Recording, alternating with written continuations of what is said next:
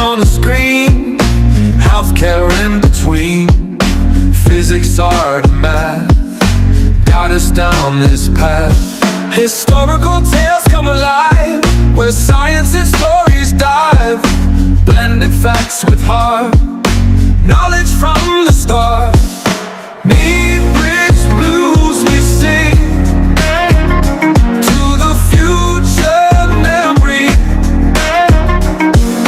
Health and science in the mix, Meadridge got the fix. Complex subjects made right clear, now every episode in ways that we actually aspire to leads the way, and ways that make me more efficient. in the world of digital streams, turning knowledge into dreams. Through the tales of old, new stories unfold. Thank you so much for joining with me. It is truly an honor and a privilege.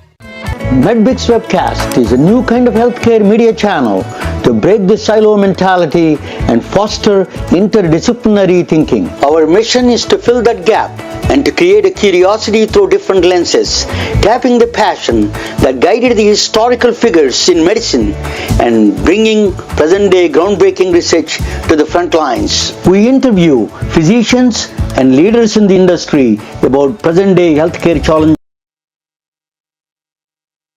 Hey, welcome to the MedBix Webcast.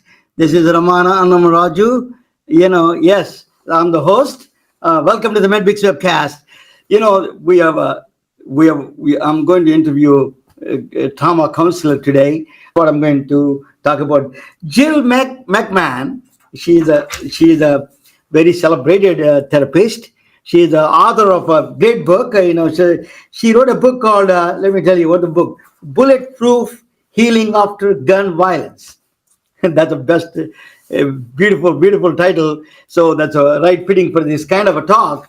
So she is a therapist and she's a speaker, national speaker, well known. So, I think, let me bring her to the main stage and let her introduce herself. Hey, welcome, Jill. Welcome to the MedBix Webcast. Good evening, Ramana. Thank you for the introduction. You did well. Yeah, just give me some background of yours, if you don't mind, a little bit more. So I'm actually have spent the last 20 years of my career specializing in working with friends and families that have lost a family member to suicide.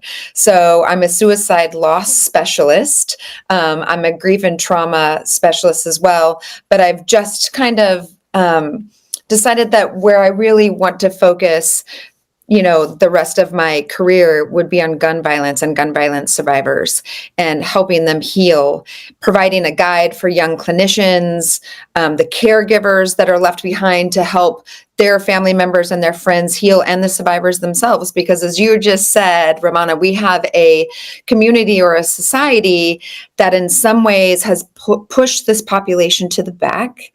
And there isn't a lot of funding or data out there, but instead the topic becomes very politicized. And once we start talking political speak, when it comes to this horrible tragedy, we lose the voice and the impact of what the survivor is going through. So I'm trying to bring some light back to this survivor.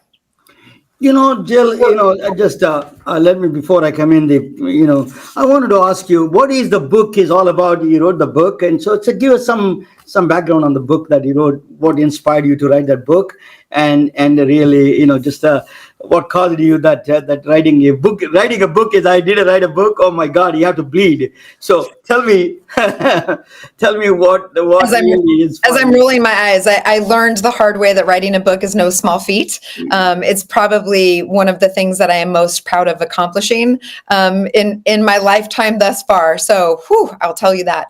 To answer your question, I suspect what you're getting at as to what called me to do this work is to share with your audience that I myself am a gun violence survivor. So my mother and I experienced a gun violence incident when I was just a young girl. I was 6 or 7 years old. The world of psychology and therapy was all very, very different back in that day. But it is something that is woven into every cell of who I am. It is something that I understand firsthand. And I'm going to say, for probably the first third of my life, I didn't know what to do with that, really, right? I just knew that it was an impactful part of my development. And then I got into this trauma work. And as you said before about suicide, 51% of suicides are by firearm. So over half. So when I really stepped back for a minute and I looked at my world every day, I realized how much of what I do on a daily basis revolves around gun violence. I want to ask you that if you're 6-year-old and then you have that trauma that you see, that gun violence, think about the mass shootings in the school systems, and then a lot of teachers, the kids go through a lot of pressure. What are the teachers also? One of the segments we ignore completely is the teachers. They come to the everyday work, and how much fear they have in that they have that kind of a trauma that they need to go through, that chronic condition probably that is. I love that you brought that up. Because I spent a lot of time recently on that topic. And I would consider teachers our secondary victims of our country. They, all probably thought that they were going into education to form the minds of the young kids, to do right by the next population, to help develop and grow and watch them expand.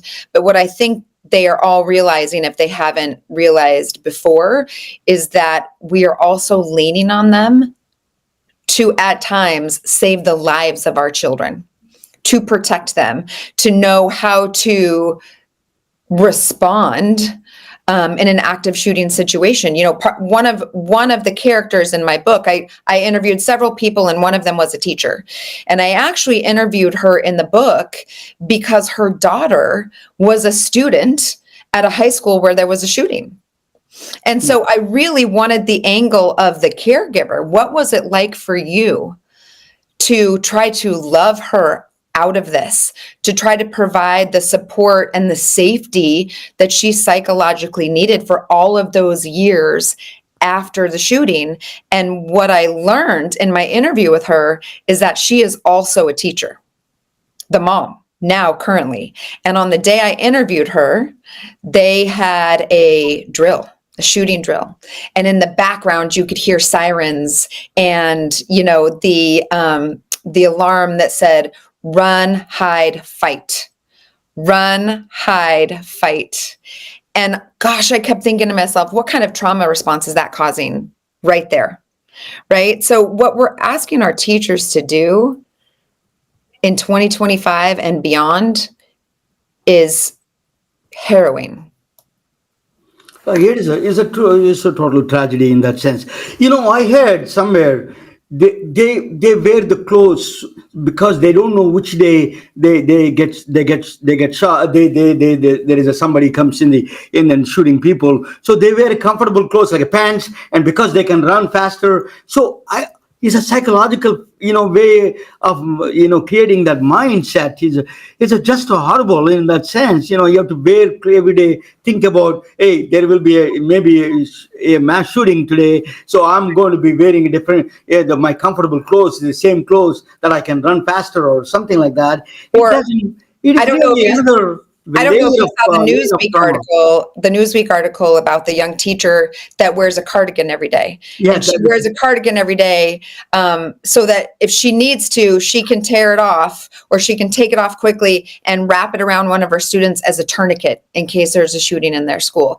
That is the state of our education. That is the state of our hypervigilance and our fear. And I love that you bring that amazing population up, because it just, I think, speaks to the audience about how vast of an issue this really is. It's a chronic false alarms, right? Yeah. Basically it is not only you're putting entire society, the teachers, the students, and students' parents, and all of them societies. Is truly a is a kind of a tragedy. So what are the measures? What kind of how do you deal with somebody who went through it, suppose a gun violence? What is the treatment protocols, and how do you treat them, and what is your steps you take, usually you give to them? First and foremost, I think it's important for everybody to realize that over 50% of adults in the United States have been impacted in some way by a gun violence incident. 1 out of 5 would tell you that they have either witnessed a gun violence incident themselves or have lost a family member to a gun incident. And so, what I recommend doing when working with that population, and I'm going to say, of course, you have to know the culture that you're working with. You have to appreciate the culture that you're working with, their family systems, their support systems. I'm not going to walk into an urban area and, provide support in the same way that I'm going to walk into a rural area and provide support. That's important to take note. But I would say I'd like to educate people right away on what the physical and mental neurological impacts of trauma are. Because what I've heard over and over again after people experience a sudden loss or trauma is this feeling that they're going crazy, that they're losing it, that they're different than everyone else. Now, mind you, this population already feels isolated because they have a story that they don't feel many people can relate to. Right? And there still is a stigma. And so people around, their coworkers aren't making eye contact with George and saying, George, tell me about your trauma, right? The coworker instead is looking to the side when George passes by or gives him a pat on the back, but doesn't want to talk about it. So they already feel a little isolated, extremely detached and misunderstood. So the first thing I'm going to do is build rapport, and then I'm going to explain to them what is really occurring biologically and physically after you experience a trauma. And I will tell you, if you start there, it is amazing how much relief that in and of itself provides a survivor, even a caregiver. So the caregivers, to me, are also a forgotten population. It's your grandparents that are looking after you, or your spouse that doesn't know how to best help you, or even your boss that doesn't quite know how to approach you. It could be your physician, in all honesty. So having somebody explain to you that you are in fight or flight, what the adrenal system does to the body, how you are hypervigilant and you're just waiting for the next shoe to drop, why you're forgetful and you have fog brain, which I call Swiss cheese brain, why you all of a sudden can't remember how to get home, or you can't get out of bed. So once I explain that those things are real, they're biological. You haven't created this victimhood, right? That there is like this huge weight that lifts off of their shoulders when we start there. And then I slowly, I just implore that they talk about it. We have to clean out their trash can. Jill, let me switch the topic a little bit about suicide. Please. I am in Silicon Valley. There's a few miles from here, like 5 miles from here, Palo Alto. One of these high schools is a very intense. The large number of suicides actually is very notorious in the Silicon Valley high schools, because these kids have academic pressures, they have these competitive pressures, and they come in to go to the railway, the train, in front of the train, and a lot of commit suicides. It's a huge problem.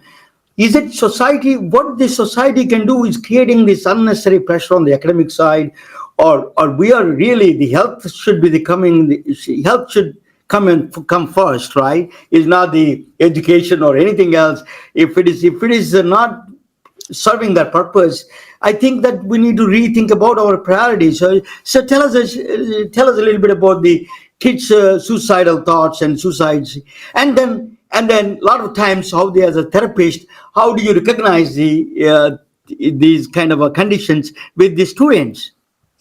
Well, what you bring up, Ramana, is something that I think you and I know, that health comes first over academia, over accomplishments. Do I think that the rest of the population is starting to realize that? Yes, post-pandemic, but we have a long way to go. We need to start realizing that it is valid that our children are under far more pressure than we ever were. We need to stop comparing ourselves or our childhood strife to the strife of kids today. They're not even on the same plane, so please don't do that. And we need to stop putting their extracurriculars and their GPA and their college admission ahead of their happiness. I think we're starting to get it, because we do realize that we have a real mental health crisis with young adults on our hands right now. You asked a question that's a great question, but it's hard to answer. And that is, how do we notice or recognize when our adolescents are hurting? The reason historically that it's always been so challenging to diagnose or recognize when a teenager is suicidal is because by nature, they're erratic at that age. They have chemical, emotional ups and downs. It is not uncommon for them to stay in their bedrooms for days at a time and stream a show. I mean, I have 2 kids. They did all of those things, right? It's not uncommon for them to experiment with drugs and alcohol. It's not uncommon for them to fall in love. It's not uncommon for them to be hurt by their friends.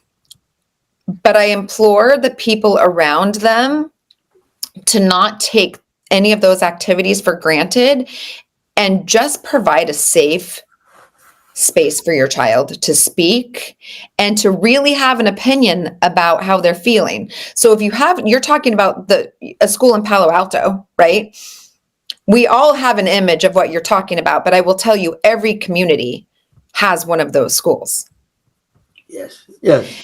And so everybody in this country, doesn't matter where you are, you have a school in your community that's a high achieving school. We need to just sit down and go, why are we pushing so hard? What do we fear? Parents are fearing that their child is going to be left behind because all the other children are going to get the fruit on the tree and they're not.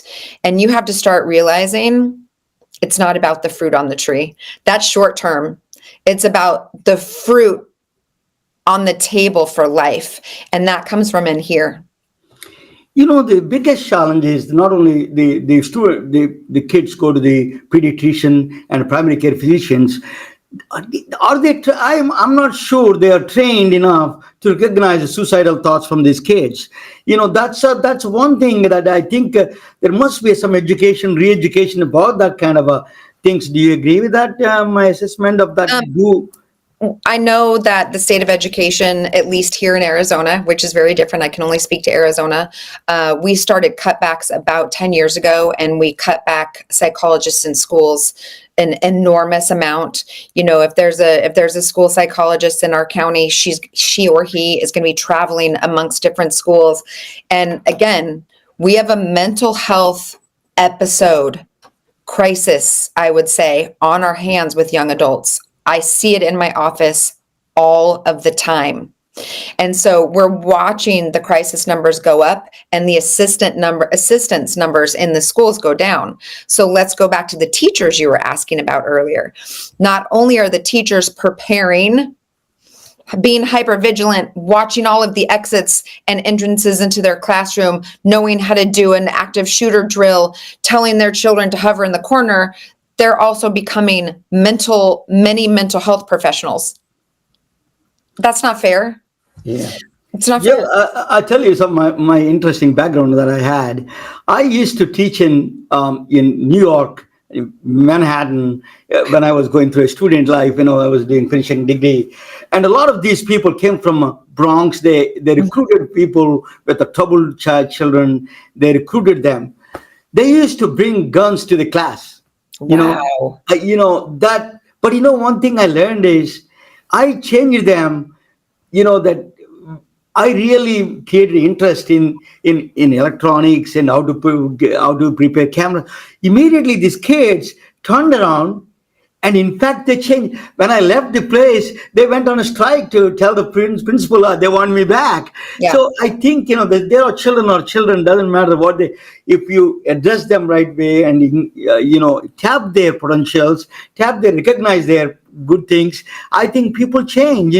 That's my own experience. Actually, that is. It's beautiful.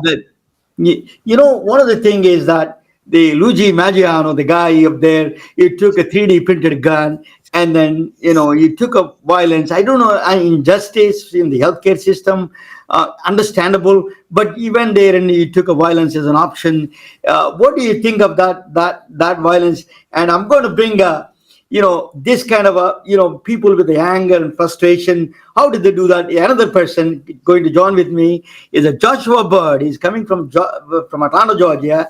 I had a very interesting thing with the Joshua, because I was visiting Atlanta with my friends. I was invited a guest for the conference through my friend. It is a gun violence. He is a Joshua. Conducted a gun violence seminar with the the Morehouse School of Medicine. So in that medicine, what I surprised, the statistics are staggering. What they said was that 60% of the people who are coming to ER are the gun victims. Let me bring him onto the table. Please. Joshua, you can explain better for me than let me bring him there. Joshua. Hey, welcome, Joshua. Welcome to the MedBix webcast. Thank you for having me, and excited about being here. And thank you so much for the work that you do day in and day out, and week in and week out, and over the years, what you've been able to compile with respect to your show. So it's definitely a privilege to be on this evening. Yeah, thank you. Tell us, Joshua, Jill is talking about the violence, and then both you can comment on anger. So first, Jill, let you comment on the anger that guy has, Luigi Maggiano, that anger you showed into the violence. Then we'll talk about the young people anger and frustrations. We'll talk with Joshua. Go ahead, and Jill, if you can comment on that. So I'm so curious to hear what Joshua's point of view is on this as well. But my assumptions, and they're just that, they're assumptions, right, is that we have a young man who supposedly was experiencing chronic pain. And chronic pain really is a factor in mental wellness. It is also a factor in suicidality. So I've always had this philosophy, just in doing the work that I've done for 20 years, that typically a mass shooting or a shooting that is so public like that is a homicide before it's a suicide. So I suspect that he was prepared that he may not come back, that he may not come out of that. I suspect that he was in the middle of his own mental health crisis. Again, we're all just speculating at this point, but when I look at that situation, I can point out several factors that lead to the end result. Joshua, you do a great work in the gun violence. You deal with the young. Atlanta is the epicenter of these problems. This is I know Atlanta very well. Atlanta is a beautiful city. But there is some problem that the young people. This gun violence is a big problem there. Tell us a little bit. Why that anger, frustration in there. Tell us your take on that process. Yeah, for sure. So first, I'd like to just give a shout out to one of your colleagues, Ms. Phillips with A Reach. And she always says, if you can ease the mind, you can reduce the crime. And so just that statement alone is impactful, but because it talks about what young folks, middle age, older folks, just people in general are dealing with. And if you can deal with what's going on in their minds, a lot of this can be resolved. So it really starts there. Really much like Jill, at the age of 7, I witnessed a murder. I never talked about it until my 30s. I was held at gunpoint in my teens. I witnessed in high school classmates, 9th grade, 10th grade, 11th grade, shot and paralyzed, shot and killed. And so much of my upbringing was around that. And I slowly began to notice in my 30s that a lot of what I've been endeavoring to do, whether it's the military, the Marine Corps, the sheriff's office in DeKalb County here, working in law, pursuing a law degree, going to law school, and then working as an attorney there, and now as a criminal justice professor. What I've essentially been seeking to do, I've come to understand, is just protect our communities and my younger self. And so when you talk about the gun violence and what's going on, oftentimes what we're really dealing with are environments, cultural norms. How do you deal with the problem?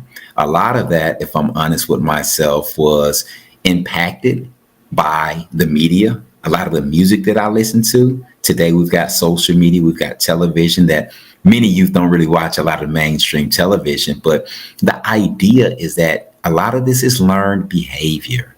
And so what we're about with respect to why I'm on today representing the 100 Black Men of Atlanta is we have an awareness campaign and a model. And what we've modeled it after is the same thing that the CDC did and the United States government did with respect to seatbelts, cigarette smoking, and here most recently, the COVID-19 global pandemic. What did they do? Everywhere you went, wear a mask. Everywhere you went, social distance. What they were doing was public education. Here's how we're going to deal with COVID-19. Similarly, we're calling on a national designation of gun violence as a public health emergency so that those funds are allocated to the general public so that we can start to address this. But you did ask a question. What does gun violence look like and how is it really occurring and happening? Well, what we do know is that there are approximately 50,000 deaths a year related to gun violence. Many of those are homicides. Jill just mentioned many of those are also suicides. And so what I say is that if you know of a teenager, we're talking 10 to the preteen, the emerging adult, really 10 to 19. If you know of a teenager, whether you're a teacher, football, basketball, swim coach, little league, whatever the case may be, grandparent, mom or dad, you should be concerned about gun violence because that is, if you have a teenager or adolescents, if they're going to die at that age, the leading cause of death is gun violence. But there's also another side of that. As we talk about suicide, and Jill raised some alarming statistics, white males are, the leading, individuals who you would see committing suicides from state to state. And I believe in Georgia, we're talking about 60%. But the idea is that whether it's suicide with white males leading many of those categories, or this homicide with adolescents, and on the other end of the spectrum, you've got Black males who are 18 times more likely to die to gun violence than their white counterparts. Mm-hmm. It's an all hands on deck issue. It's all of us, and it requires all of us. And so we do need the federal government to come in and declare a public health emergency to release those funds. But short of that, what are we doing? There are a lot of community organizations such as the 100 Black Men of Atlanta, where you and I met, where I chair the Violence Prevention Committee for our Atlanta chapter. And we'll be having a violence prevention symposium just next week at Emory University with the Satcher Health Leadership Institute, the Morehouse School of Medicine, and the King Center. And we're so grateful for the sponsorship from Kaiser. But it's a lot going on. But a lot of it, I would say, starts with environment. And from there, a lot of the conflict resolution and de-escalation training that we teach helps students and individuals maneuver those environments and gives them some real skills that they can wake up in the morning and start to utilize, from reflection to being aware of everything, to being prepared for what they're going to do and what they're going to say, to being intentional about making sure that they're prepared, and then the discipline to do that day in and day out. That's a rapid solution that I've come up with my company Teach Us. And that rapid solution, I think, can really help go a long way towards peace within an individual or society, peacefully engaging and communicating with everyone.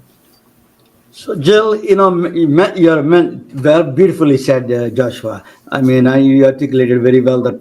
Where's Jill, Joshua's fan page? Come on, sign me up. Yeah, you did articulate very well. Jill, so it doesn't matter what race the trauma is same and the therapy. So we have enough therapists and counselors like you, Jill, and we need a Joshua's, lots of them. Do we have enough resources in this country to really face this kind of a violence in the trauma and the violence and treat this mental catastrophe that are coming onto our way? That's a double-pronged question. And so I'm going to lean on Joshua for part of it. Do we have enough therapists? Yes, we do. Do we have enough resources? No. That's it, right? Those are two different topics, and resources are being taken away from us daily right now when it comes to gun violence prevention. I will not make this webinar political, but I'm just going to tell you that daily resources are being taken away from us right now that are not going to make the numbers dwindle. They're going to make the numbers grow. And so I love so much about what Joshua said and about what Joshua's mission is.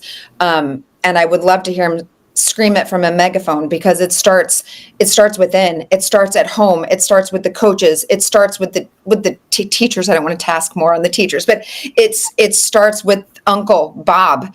It starts with your next door neighbor, and just it starts with safe storage. I mean, what Joshua said is so right, that we have to heal what's in here, ultimately systemically, to solve the problem. However, that's a long haul, right? And those are slow steps.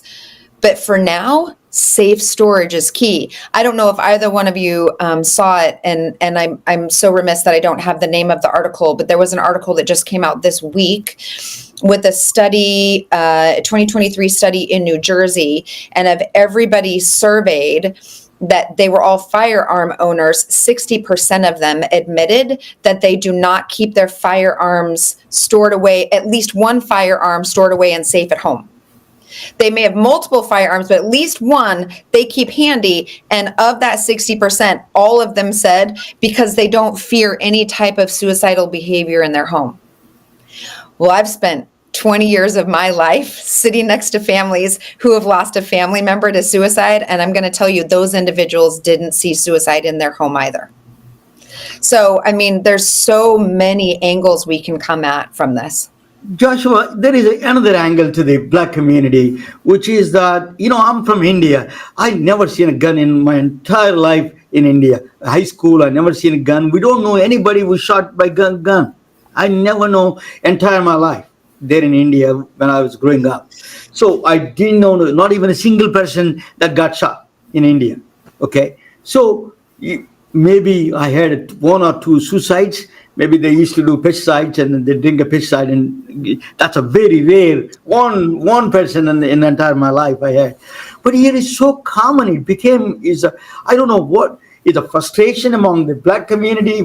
Tell me a little bit of injustice maybe is a possibility there, and also the family structure, and then father is one of the things I saw that you were promoting a father intervention of the fathers. Tell us a little bit about that, Joshua.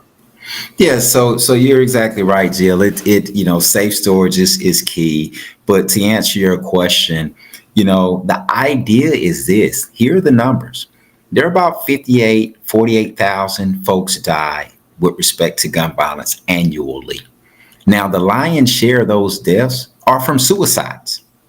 And what's not, again, noticed, notated, or really spoken upon as frequently as it needs to be is that white males are the leading victims of gun violence. Let's be clear.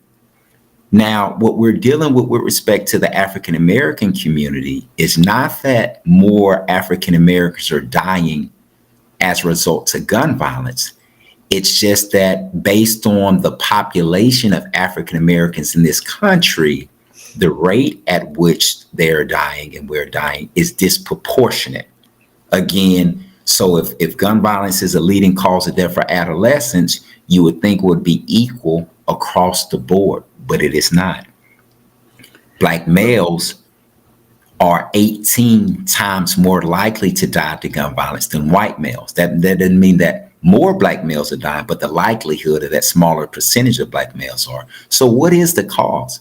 And what I would say is, it's quite clear, as someone who served in the military, in the Marine Corps, and in law enforcement, and I've got a master's degree in criminal justice, a bachelor's degree, a law degree, and now I'm working on a doctoral degree in cybersecurity. I'm relatively well educated, and I know that very few, if any, manufacturers of guns are African Americans. So we're not making the guns. We're not bringing them to the community. And so what it really is, it's a societal problem. It's a systemic problem that really ends up impacting disproportionately those who are impoverished oftentimes.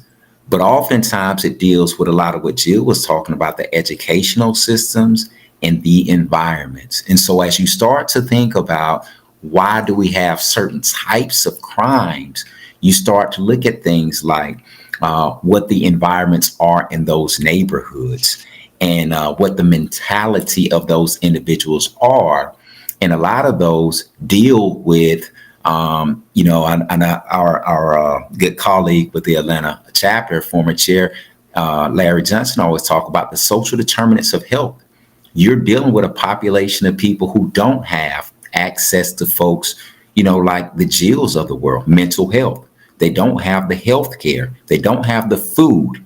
They don't have the housing. And as you put all of that together and compound it, it leads to people making poorer decisions more quickly and disproportionately as compared to individuals who might have a meal every night and might be able to go to a counselor to stave off a bad decision, might be able to go to a hospital to get checked out. And so in my experience, and you start looking at criminological theory and why do people commit crimes, I don't think that it's a racial component really there. It's just disproportionate as you start to look overall at those social determinants of health and what certain communities have and don't have that makes the Black community or the African American community in this country a little bit more vulnerable and susceptible to these types of violence. But to be clear, as you look at these mass school shootings, I think it's obvious that that is not an African American issue with respect to gun violence. I don't think that there's been, a lot. I can't even name one that's been one, with respect to African American communities as compared to the white or Caucasian community. So there are different analysis can be drawn, but for sure to answer your question, I would say those social determinants of health and all of the different things that go into one's life, livelihood, mental outlook on life, and a lot of it deals with poverty, unfortunately, and a lot of it deals with the accessibility to health care and housing and mental health. And so that is a fair question for sure. Joshua, Can I jump in really quick? I just want to add go ahead. at the end of everything Joshua Please. said, because he's so spot on.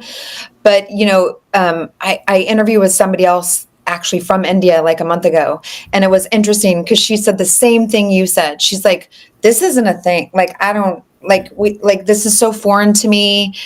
I'm like, because your crimes of violence are by knife, right? And she's like, yeah, and there's maybe like 5 in a year. It was super interesting. So take everything Joshua just said and add to that accessibility. We have an accessibility to firearms in this country that is not seen anywhere else in the world. And I love what Joshua just pointed out. And Joshua, I've never really heard it put that way, but you're spot on. It's not the African American population that is manufacturing these weapons, right? So there's a lot of money involved and there's a lot of funding. And so, there's a lot more accessibility. It's within reach to almost anybody, unfortunately. President Trump himself is a victim of this gun violence, right? Somebody was trying to shoot him at the fortunately survived. That's good. But this violence, I'm in Silicon Valley. I never heard this Indian kid is a 22-year-old making excellent money. He's working for OpenAI, ChatGPT. He's working for. And then one day he bought the gun. It's unheard of in the Indian community. And then, that's influence from here. And then he shot himself. That here. He's a 25. He's making, it's a lots of money. Everything is there for him. He's working for one of the top company in the world, and then what he did was he just committed suicide. That's what they said, at least.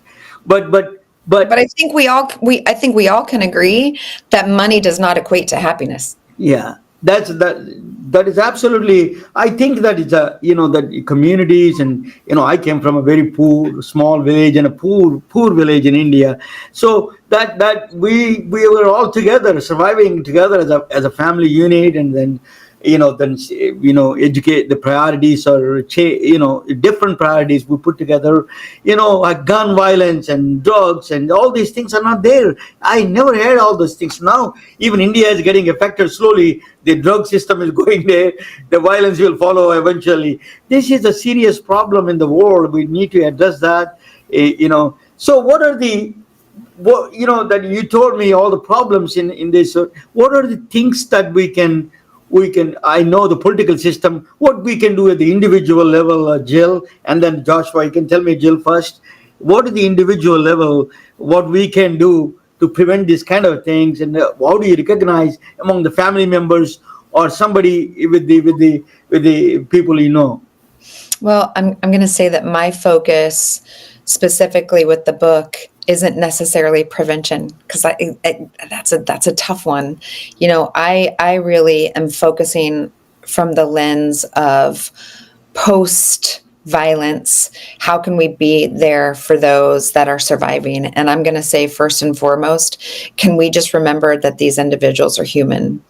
Because what I've sat back and I've noticed and I've listened to is that every time I turn on the news and there's a gun violence event, no matter who it is, where it is, it oftentimes becomes a political debate. It goes straight into who was the shooter, how did he get the weapon, who screwed up, and we forget all about the victims.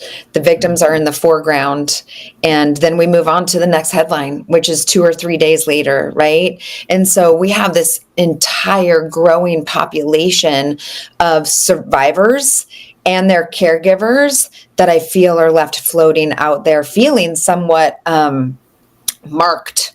They are tattooed, they are marked, they are different, and they are not getting the support they need. And that is not going to help our population, because I'm going to tell you the biological and the psychological impacts. I mean, I think Joshua and I were kind of lucky.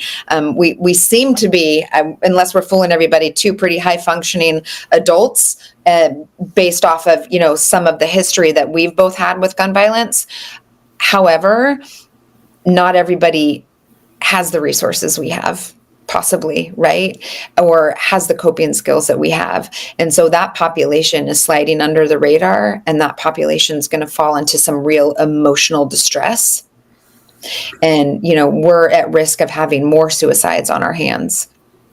Joshua, public, as you said, that this gun violence is a public health issue. Mine is healthcare media channel. That's why I was telling you that gun violence is a very concerned subject for us. That's why I attended your seminar. So tell us, how can we prevent these kind of things? What are the the systemic, there's a big problem, systemic problem, but individual level, people like you, that you're doing a project success rate, as I saw that the success, one of the things that you're doing, Atlanta Black Men, 100 Black men doing it. So tell us a little bit of the tools that you do preventing overall these kids, this kind of violence. Yeah, sure. And right before I do, I'll just tell you, you're exactly right, Jill, again, in that, we may seem like high functioning adults, but I am one who for sure takes advantage of and benefits from mental health therapists, psychiatrists, psychologists, mental health counselors. I dial 988. I've dialed it before, not per se for suicide prevention, but if I'm not feeling good and I'm on the way to the VA and say, hey, I need to talk to someone, I've utilized it. Everyone didn't have that opportunity or have that knowledge base. So there's a huge educational opportunity there, number one. But how do you solve it? I'm going to go back to your colleague. If you can ease the mind, you can reduce the crime. I did a special with Beth Galvin not too long ago. And what the special was, it was a 3-4 part series that dealt with an individual who was shot, an individual who was shot, and then they focused on the ER.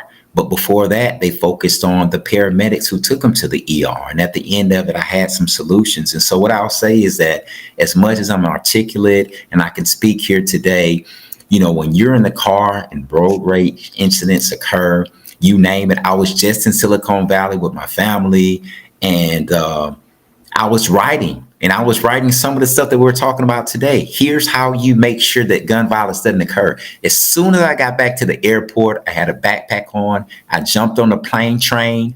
My backpack, I got on, I turned around, and my backpack is all up in someone's face. They pushed me, and I was ready to fight. That's me who teaches this. I've taught law enforcement. I teach youth. I teach prosecutors. I teach people de-escalation and conflict resolution. So what am I telling you? We have to practice safe practices every single day. I have a rapid formula that I teach. I talked about it earlier. So that before you leave the house every day, you need to reflect. That is, I tell you to do a replay. What happened yesterday? What went right? What went wrong? How can we do it better? You know, one of the playoff football players with the Washington Commanders, the quarterback, talked about he reads defense with VR technology and double speed so that when he gets to the game, everything is slowed down. The idea is we have to reflect on what happened. We have to be able to read everything every day. Number two, we have to be aware. Yes, we've reflected, and now when we see it happening, we are ready for this. We're aware it's happening, and we can act accordingly. So now we're prepared, the P in rapid. We're prepared. We're going to practice our actions, including responses every day. We know what we're going to encounter, whether it's a fight, whether someone cuts us off in traffic, whether someone gets our order wrong. Because what we've learned from the chief of police of Atlanta, where you were at the meeting at the pre-symposium, is that many of these incidents start from disagreements and arguments. If we can reduce those, we can reduce a lot of this gun violence. And so let's be prepared for when these things happen and be intentional about it. And then ultimately be disciplined every day. And so we really preach and practice healthy behaviors, making sure that you're eating breakfast so that you're not hangry when you get in the car and get in traffic. Work out, go to the gym, write poetry, journal, whatever it is to help you be easy. Ease the mind, reduce the crime. And so really that's a big part of many of these incidents. They start over arguments and fights as you turn on the news and watch every night. If we can reduce the arguments, if we can reduce the fights, many of these instances can be reduced. And then when you talk about suicide, if we can let folks know what the resources are to include, as Jill eloquently stated, the lock boxes and the gun safes, so that you're not making this rash decision. The weapon is not so accessible. And, you know, what we often find is that this is a permanent solution to a temporary problem. If we can just get past those 30 seconds to 1 minute, we may be okay. And so, you know, that's what we talk about and preach, what teach us. We do the same thing with the 100 Black Men of Atlanta. A lot of the conflict resolution, de-escalation things we teach. And so, you know, there are resources. We just need more resources to reach more folks. And it would really help if it was declared a public health emergency. And so that everyone in the United States can have the same conversation and receive these same resources and conversations. Jill, Joshua is mentioning about the colleague of mine. The story is that very simple. The lady her name is Cassandra Phillips. She was I met her during the pandemic, and then she is a mentor for a lot of these disadvantaged youth in Atlanta. So I told her, I was visiting from Silicon Valley at the time, and I said that, why don't you introduce the technology? So I tried to introduce the virtual reality VR, and then we use a new neurofeedback.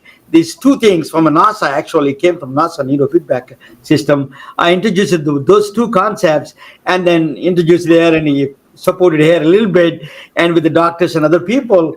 And then she took it really serious, and then really implemented that into the community. Now she is really doing very well. And then a lot of people, one of the good things in virtual reality, what I see that some visual channels are all occupied. When you see all these computationally busy brain, it reduces immediately the the brain activity, it's comes down beta waves to alpha waves. It cools down. So it is a power of technology. We have to use it. Still, you have to practice it. It's not a blessing, as you know. You're a therapist. So I think the practice, as you say, that Joshua is talking about. Can you explain a little bit about that, Judge Jill? And then what is that? Every morning you think about it and you get up, and then gratitude is one of them. Tell us a little bit about that. How we can reduce that anger and frustration.